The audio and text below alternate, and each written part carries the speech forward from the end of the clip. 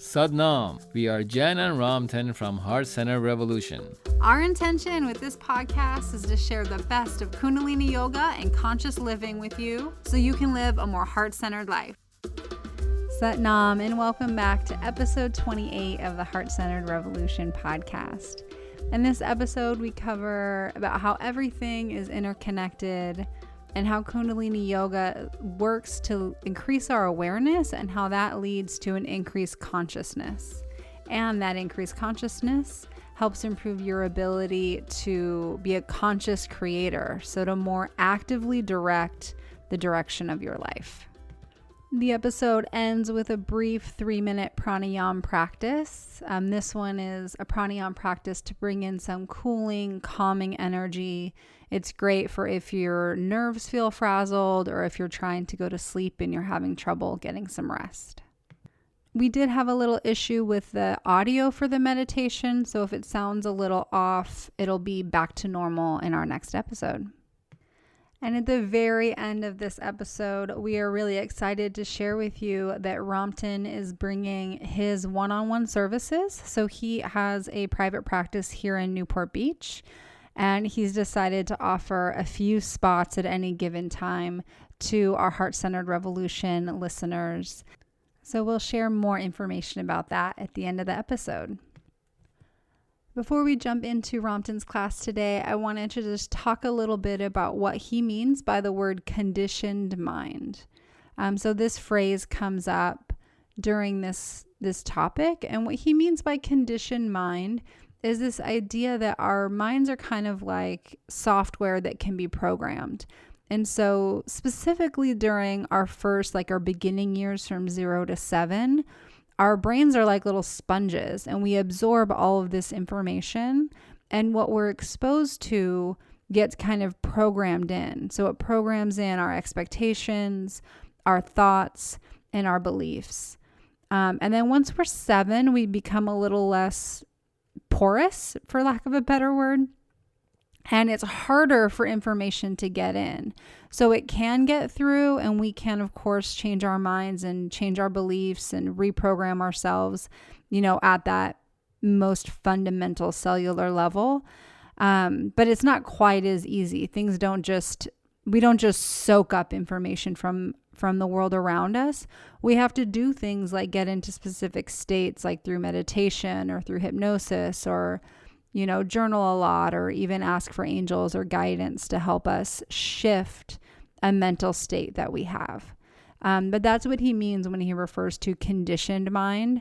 It's kind of that part of our mind that is operating under assumptions that it's been programmed to operate under, not like our free mind or our neutral mind, where we're accessing our intuition, that the information that we channel from spirits and that broader perspective. The conditioned mind refers more to that narrow, conditioned point of view. So let's jump into Ramtin's class for the day. So Kundalini yoga, we practice it to bring awareness, right? And that awareness brings us more consciousness in a way. A different level of consciousness. Have we become aware of starting with our own physical body, what's going on inside, and as we become aware of more subtle aspects of our physical body, start a different relationship that we had with it before. Then we start creating that awareness and start applying it to our outside world. And there's a kind of an understanding and a correlation that we could create between how that awareness affects our energy, our state of the mind, and how we could again apply that to seemingly what's around us in our environment and outside of us. And in that way we raise our consciousness above the conditional mind above the limitations that we kind of learned or got to know, and as we become witness to that, we develop that consciousness, that limited consciousness. That's why biology, physiology, the science in general, all that is very fascinating. And as we become aware of how physically, chemically, neurologically, and through electrical neurons and transmitters and hormones, as hormones are secreted and creates a certain communication through the blood flow and the flow of hormones and energy, we become fascinated how these organs communicate with each other. But we forget that there's a certain intelligence that operates all of this. And we tend to, right now, still to this day and age, majority of science focuses on the operational functionality of the brain only, which is a physical thing. It's physical matter. It's an organ. And then the questions how some of the things happen, why this thing happens, why that thing happens, the efficiency and the accuracy of the functionality of the brain, where does it come from? And then where our thoughts, how our thoughts produced, where they come from. Emotions. What controls what, So if we kind of tap into the subtle aspects of who we are, and also relate that to our awareness of the unknown, so to speak, that there's intelligence that exists, there has to be some kind of intelligence that connects everything. Very, quantum level at the microscopic world and the macroscopic world. Then as we become aware of that intelligence that exists within us, and we tap into that intelligence, we become conscious of it. And that consciousness, that level of consciousness, is now available to us to apply to other areas of our life. Starting with our own body, understanding our own body is very critical, very important. That's what Kundalini yoga practice does for us, brings to us. As you, just as simple as, sitting in easy pose or doing any stretches, any poses, after a few seconds is not as easy as it was the first few seconds. That awareness is just what kind of emotions come to surface, and how do you go about redirecting those emotions, the thoughts. It starts with the thoughts and the emotions and the feelings, distinguishing feelings and emotions. So when we have certain feelings, right, actual feelings of coldness, of heat, and other type of feelings that we have, sensations that occur in our body, tingling, all that stuff, those are feelings. And they occur, obviously they have to occur by movement of our blood flow, hormones, the blood cells, our cells in our body. That's the physical part.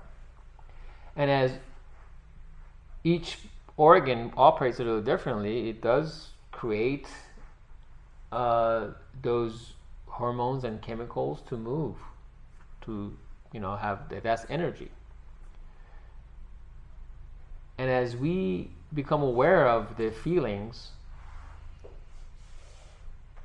the brain now picks up the signals, and depending on what thoughts are within the mind field. The mind is different than the head, the brain. Then we start creating some certain emotions. And those emotions also could create certain feelings. It works hand in hand. It works together.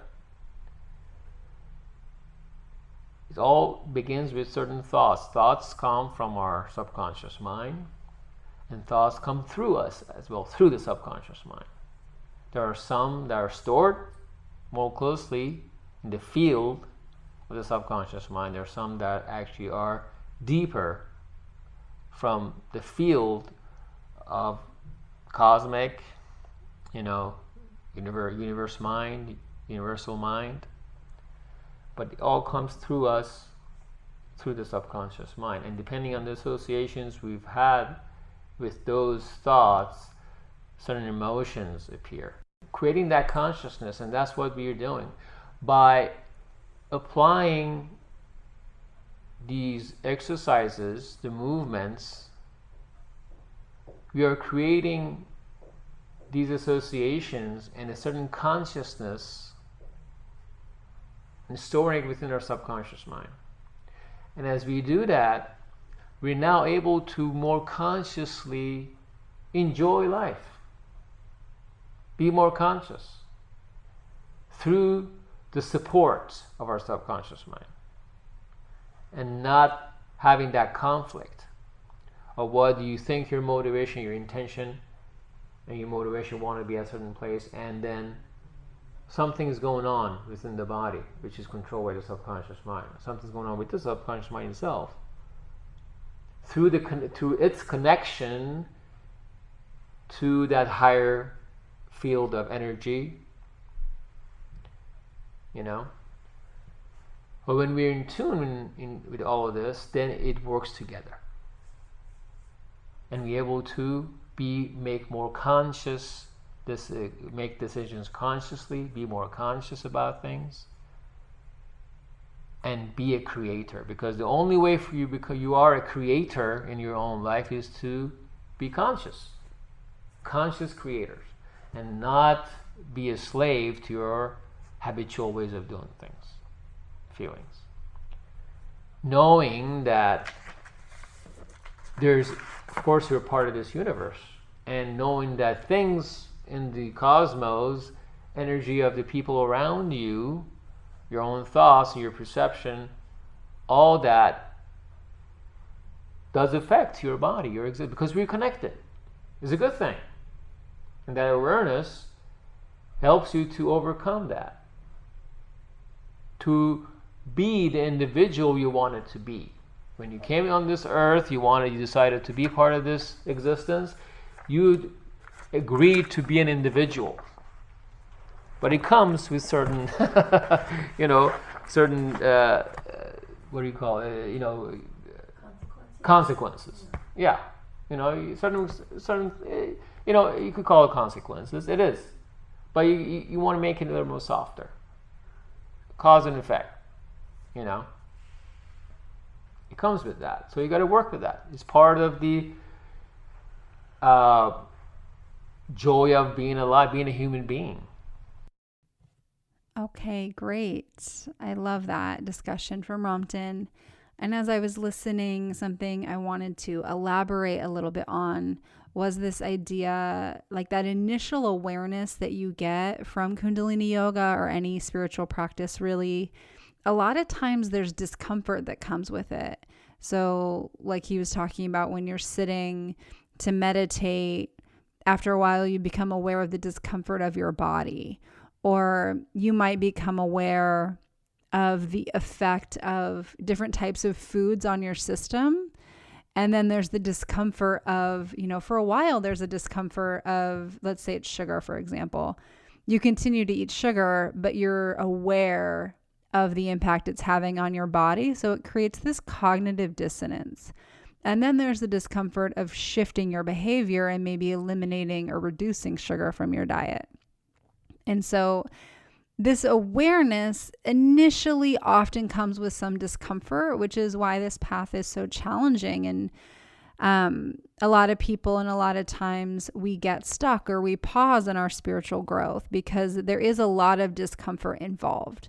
But that awareness paired with discomfort, if you can stay the course and follow your intuition and your guidance and, remove that sugar or, commit to doing your practice every day, then on the other side of that experience, on the other side of that discomfort is a sense of freedom and it's a sense of spaciousness.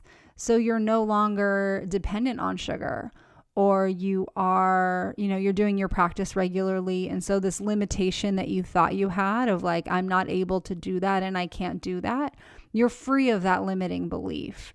And so it's like awareness brings with it discomfort. And then when you stay the course and you kind of pierce through that discomfort, then you can experience freedom.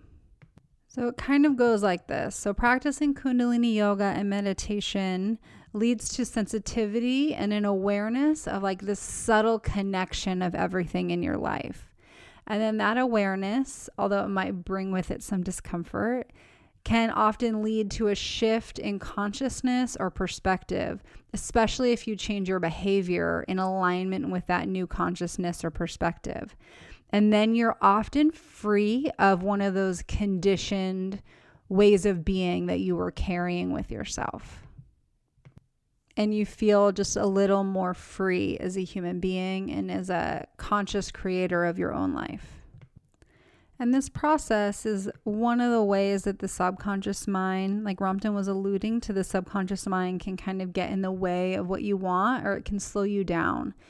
And so how that works is, like, let's take, for example, you're doing Kundalini, you become aware of a change that you'd like to make, and then you set, your whole intention is to make a change, whether it's dietary or behavioral, cutting out sugar and practicing regularly are pretty common ones.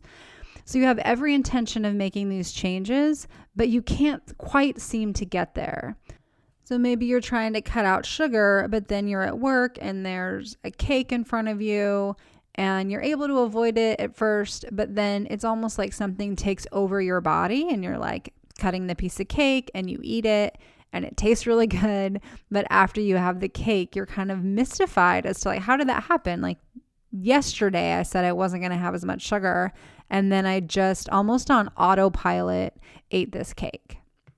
So that autopilot, or that kind of mindless going against the conscious thing that you're trying to do, is often a result of your subconscious beliefs. So your subconscious is programmed to kind of keep you in the same space. And especially if your subconscious belief or thought is contradictory to what you are consciously wanting to do, then you have this resistance. So if you consciously want to eliminate sugar, but subconsciously you use sugar as a way to manage stress or to connect with people socially, then you're going to have a harder time because that subconscious belief is kind of working against you. And worse yet, it's not like a thought process you go through. It's just kind of working in the background, creating resistance against what you want, which makes it a little harder to address and is one of the reasons why it's so hard for us as human beings to make changes. So willpower isn't sufficient because we have this subconscious beliefs kind of operating under the radar.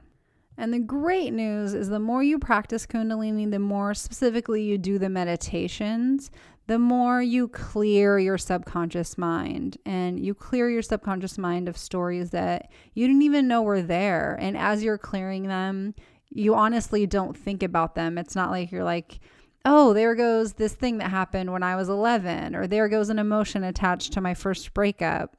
One of the coolest things about Kundalini yoga is you release these subconscious stories and attachments and beliefs without having to process them consciously. This is oftentimes why you'll start crying during your practice or have a big emotional response without really knowing why, like it feels out of the blue. One possible reason that happens is because you're releasing a subconscious memory or experience that's been stored in your body and your subconscious mind. And so the emotions are coming through to be released without you having to talk to a therapist about it. And then once those subconscious stories and beliefs are released, then you can live a more conscious life. You can more consciously choose how you relate to people, how you respond to situations, what time you wake up in the morning, whether you do your morning practice or not. It kind of gets easier and easier. But Kundalini Yoga releases stories and subconscious beliefs kind of in a general fashion, and it's like slow and steady. But if you want to specifically target an area of your life or have a goal that you're working towards, that's what Ramtin can help you with. So again, at the end of this episode, I'll explain a little bit more about how that works. But with hypnotherapy and spiritual counseling, that's kind of how you can release stories that are more targeted. So like if you're trying to make more money or lose weight, or you want to manage your anxiety better, but you're having a difficult time getting there, then getting some support specifically targeted at that area can be really powerful, because once you release the subconscious resistance, then change can flow in pretty gradually and feel less stressful. Before I share more about that, we'll get into our meditation for today. So the practice that we're going to do today works with our nadis. And so nadis, it's Nadis, are energy channels throughout our body. We have about 72,000 of them, but there are three main ones. And so one is the Sushumna, and it goes from our brow point all the way down to our first chakra. And then the Ida and the Pingala kind of spiral up the Sushumna, also starting at the base of our body or our torso at the first chakra, and then they end at the brow point together. So they all three start and end together. And then the two, the Ida and the Pingala, that spiral around, they're related with one each nostril. And so the Ida is connected to our left nostril, Pingala to our right nostril. So the left nostril is associated with the Ida, and that's the one we're going to work with today. So this is our cooling, our moon energy. So this channel is associated with things like cooling your imagination, relaxation, being flexible, being receptive. And so it's that cooling and calming energy that a lot of us are looking for. So if you've had a busy, stressful day, if you feel anxious or kind of worked up, or if you're trying to go to sleep and your mind is just racing and you can't go to sleep, then activating your Ida nadi or energy channel will help you bring in some of that cooling energy. So that's what we're going to practice today. So bring yourself into a comfortable seated posture. You want to elongate that spine, lift the crown of the head up to the heavens, open the heart, relax the shoulders, bring your hands down onto your thighs. You can hold them into Gyan Mudra, which is thumb to pointer finger, or just resting palms up is fine. Wherever you're at, just get that tall spine, open heart, relaxed shoulders. You can also very gently pull your chin back so you feel a slight opening in the back of your neck. And then in this posture, which hopefully feels relaxed and not too stiff. In fact, just take a moment, and if you're holding something, especially as a result of those prompts to get good posture, just relax. Sit up tall but relaxed, and close your eyes.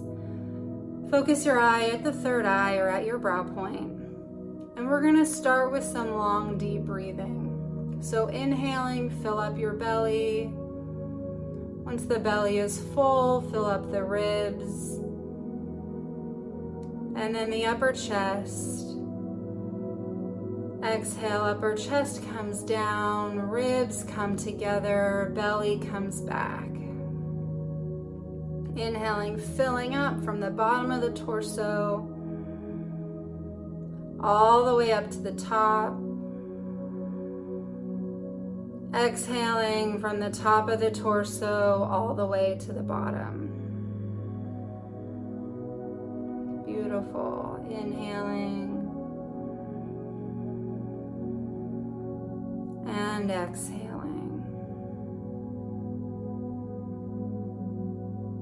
Connect connecting with your breath. Beautiful. Now we're going to bring our right hand up to our face, and with the right thumb, just very gently close your right nostril. And keeping the eyes closed and focused at the third eye, continue with this long, deep breathing just through the left nostril. Inhaling belly, ribs, and chest. Exhaling chest, ribs, and belly.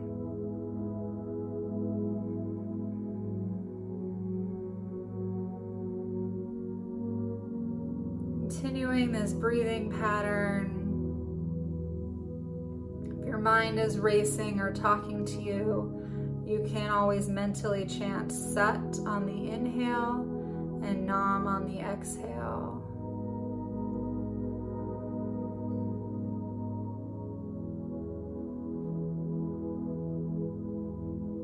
Sat means truth and Nam means name. So when we say Sat Nam to ourselves, we are connecting our identity to our truth, or to the true parts of ourselves.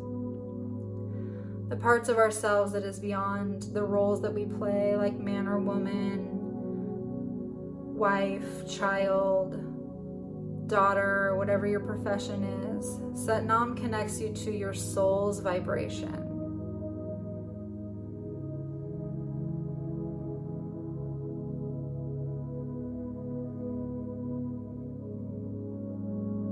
Inhaling and exhaling through that left nostril.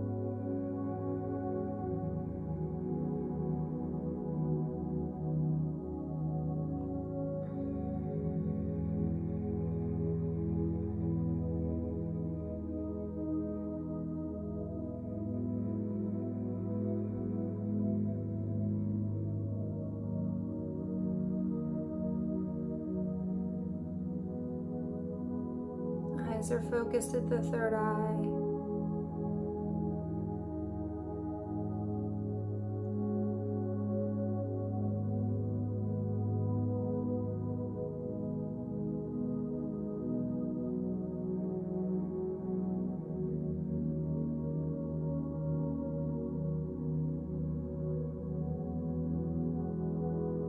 You might notice if your left nostril is a little congested or hard to breathe through, then you can always take a break and just do long, deep breathing through both nostrils and try again another time.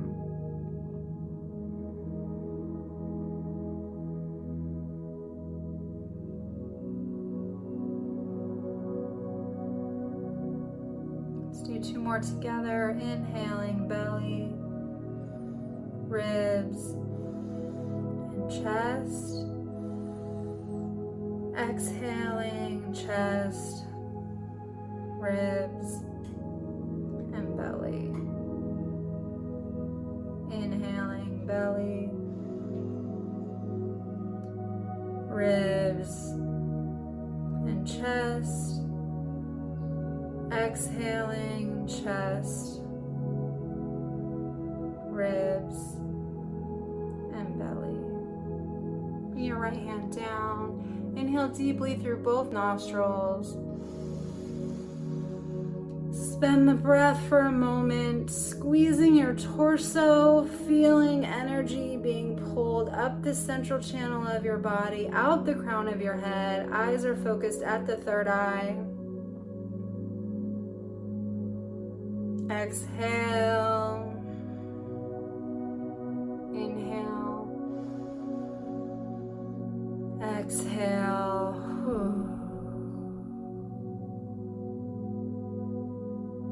Go ahead and blink open your eyes, getting reacquainted with where you're at, your current surroundings, expressing gratitude to yourself for doing this practice today. Beautiful. Thank you so much for joining me for this practice. I hope you enjoyed it. And remember to just breathe through that left nostril when you need some cooling, calming energy. It can help you go to sleep at night. What a great meditation. Before we wrap up this podcast episode, I'd love to share a little bit more with you about how you can work one-on-one with Ramtin. So as we've talked about throughout this episode, if your subconscious mind is out of alignment with what you consciously want, it creates resistance and frustration. And so if you're in a position where you've been consciously trying to make a change, whether it's, something like weight loss or smoking or dealing with anxiety or depression, or even if you just feel like, on paper, everything's going well. Like, why don't I feel fulfilled? Why don't I feel as happy as I should? Like, you feel like there should be something more. And these are all things that working with Ramtin can help you with. So spiritual counseling is kind of a term that we just came up to cover what he does, because Ramtin is so knowledgeable. So he's a Kundalini yoga, certified teacher, as you know. He's a clinical hypnotherapist. He's done a lot of research and study around the law of attraction, certified Reiki healer, like all that stuff. So he's been this lifelong study of spiritual teachings. But his passion is the subconscious mind. Like, he loves talking about it. Every time we have a dinner party, somehow he can shift the conversation to the subconscious mind and how powerful it is. Like, how powerful it is if it's working against you or if it's working for you. Like, our subconscious mind is how we manifest what we see in our life. And so if you're wanting to change what you see in your life, one of the most powerful ways you can do that is by identifying what beliefs are in your subconscious mind that are contradictory, and then working on releasing or reprogramming them. And this is what Ramtin is an absolute expert at. So when you work with him, he'll help you identify or get clear on what change you're looking for and what subconscious beliefs are getting in your way. And then he'll work with you on a plan and give you tools that you can use to help reprogram that subconscious mind. So it might be things like meditation and yoga. It might be a journaling activity. It might be, a conversation you need to have with someone in your life. And then as a certified hypnotherapist, he can also use hypnotherapy, which is basically just, putting you in a state of deep relaxation where those defenses to your subconscious mind are lowered. And then he can help guide you through some imagery that will help you reprogram the subconscious mind. It is pretty awesome and powerful stuff, and can be shocking how powerful it is. Since I'm his wife, I can't do like the whole counseling thing with him because it would be a little weird, but he's done hypnosis on me and I was a skeptic, and it's just amazing how powerful it is.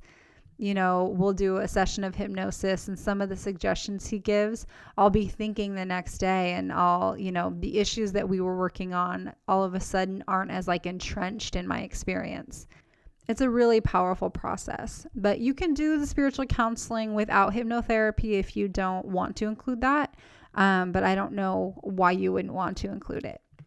So the podcast is evergreen, so I'm not sure what will be available, as time goes on. But right now it's, October of 2018, and Ramtin's offering a special for the Heart-Centered Revolution community. So you can get your first 3 sessions for the cost of 2. So if you're curious, if you want to learn more about the process and get some examples and see some testimonials, you can visit heartcenteredrevolution.com/counseling. So it's heartcenteredrevolution.com/counseling. And so you can learn more there and sign up if you're interested, or be on the wait list if you want to, if he doesn't have spots available, then you can sign up to be on the wait list, because there are a limited number of spots that he can do for these like online or telephone sessions. All right, that is it for episode 28. Thank you so much for being here. We love you so much and honor you wherever you're at on your spiritual journey. If you have any questions or just want to say hi, connect with us, we're on Instagram at Heart-Centered Revolution, or you can always email us at Jen or Ramtin at heartcenteredrevolution.com. All right, we love you. Sat Nam.